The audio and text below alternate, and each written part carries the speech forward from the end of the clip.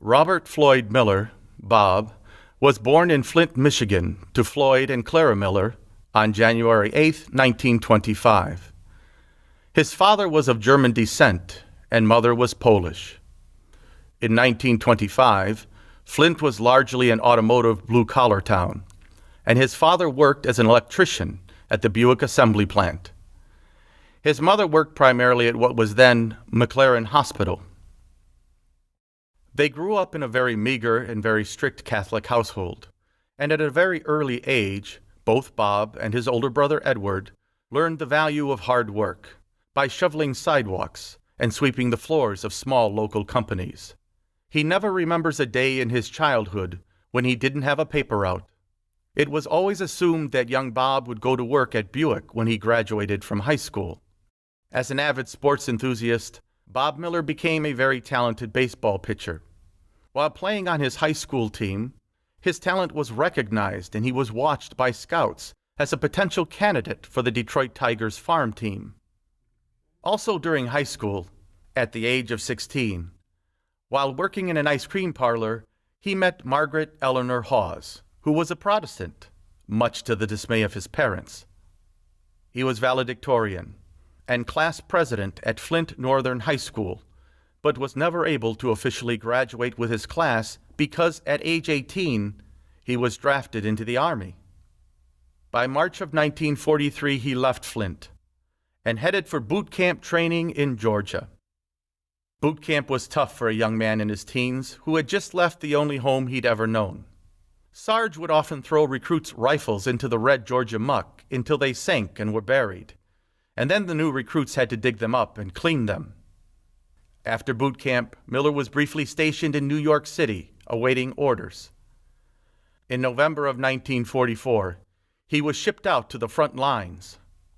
His service number assigned was 365-8801, and he was a private in the Army Corps of Engineers, with battalion, combat, and special troops training, and headed for the European theater, Belgium. Arriving at the front lines, he stood 6'1" and weighed 176 pounds. In late 1944, in the wake of the Allied forces' successful D-Day invasion of Normandy, France, it seemed as if the Second World War was all but over. But on December 16th, with the onset of winter, the German army launched a counteroffensive that was intended to cut through the Allied forces in a manner that would turn the tide of the war in Hitler's favor. The battle that ensued is known historically as the Battle of the Bulge. The courage and fortitude of the American soldier was tested against great adversity. In December of 1944, during an intense skirmish at the Battle of the Bulge, Bob was waiting to cross a bridge with a group of engineers when they were bombed. A hand-to-hand combat ensued, and a German soldier smashed his rifle into Bob Miller's face, breaking his cheekbone, teeth, and nose.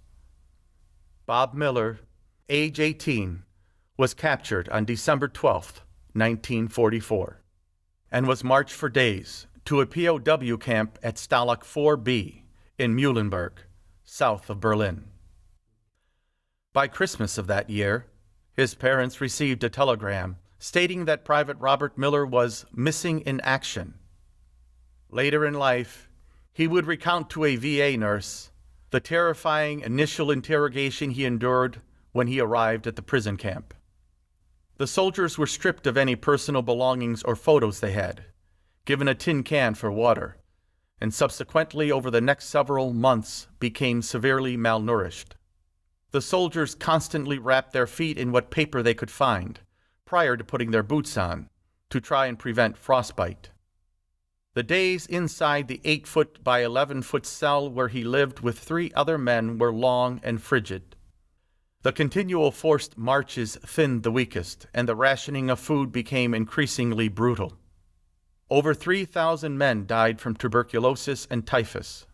At the time of his imprisonment, there were 8,414 other prisoners of war at Stalag 4B in Muhlenberg. In the midst of all this hardship, they had few saving graces. The Red Cross sent food packages to them on a regular basis, but oftentimes they did not receive them. But when they did, they knew they could make it to another day. The packages contained life-sustaining food, cigarettes, and books or games to pass the time. They were allowed to practice their faith, and they played sports, especially baseball, to pass the long days.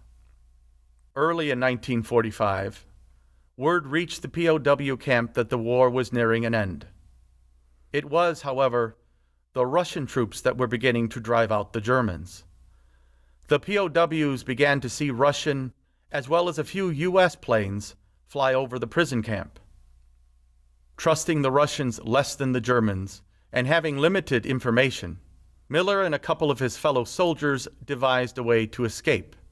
During the early days of the Russian takeover, German security began to wane, and defection of the German soldiers at the Stalag was rampant.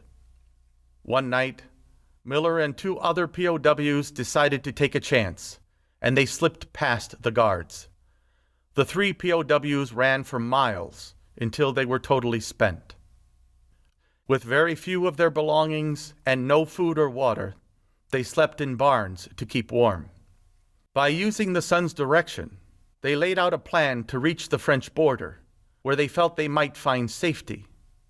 The following day, they stole 3 bicycles and began pedaling. They would sleep during the day and travel at night, periodically stopping, begging for food and water, and then continuing their journey.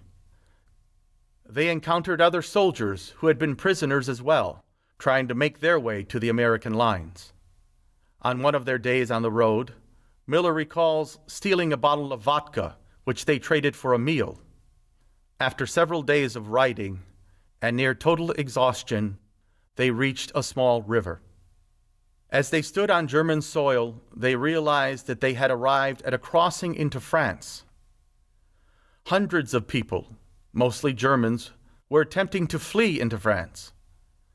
U.S. soldiers, who were strong allies of France, were checking people before allowing them into the country.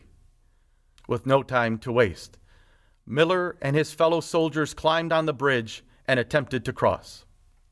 As the U.S. soldiers began to aim their rifles in their direction, Miller yelled out, "Who was the most valuable player in the 1944 World Series?"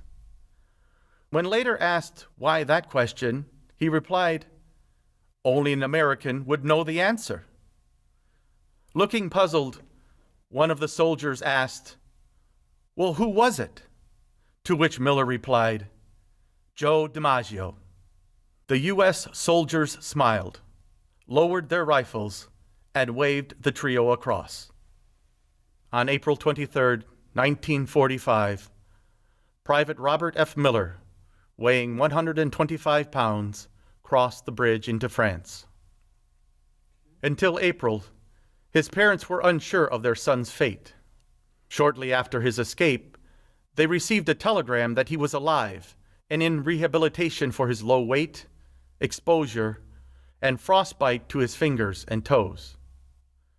The 3 U.S. soldiers who escaped together returned to America and eventually their homes to recover for a short time.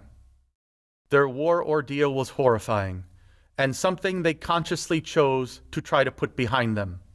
Saying goodbye, the 3 men agreed never to speak or contact each other again. To this day, they have kept that promise. After rehabilitation, Bob Miller spent his last few months of enlistment in sunny California, overseeing young pilots in training. At times, he would comment that he spent most of his last days in the Army bringing the boys home from the bar, which was a far cry from Stalag 4B. Miller eventually reunited with Margaret Peg Hawes, and they were married on October 25, 1947. Peg often recalled the nights when she would pace the floors with Bob, working through his post-traumatic stress episodes that would keep them awake. Committed to more than a line career at Buick, he attended and graduated from what was at that time the Michigan State Agricultural College and was hired by General Motors. He attended the General Motors Institute and launched a 40-year career in personnel and public relations at GM that took him to several areas of the United States, and eventually many countries around the world. He never offered to talk about his POW experience, and only once told his complete story to one of his children's high school history classes. Occasionally, when a child or grandchild would ask him a question about the war, his response was short and hushed. And only now, with his memory fading from dementia, his World War II experiences are some of the most vivid things he will recall from time to time. And to this day, he has never quit being one of the Detroit Tigers' biggest fans.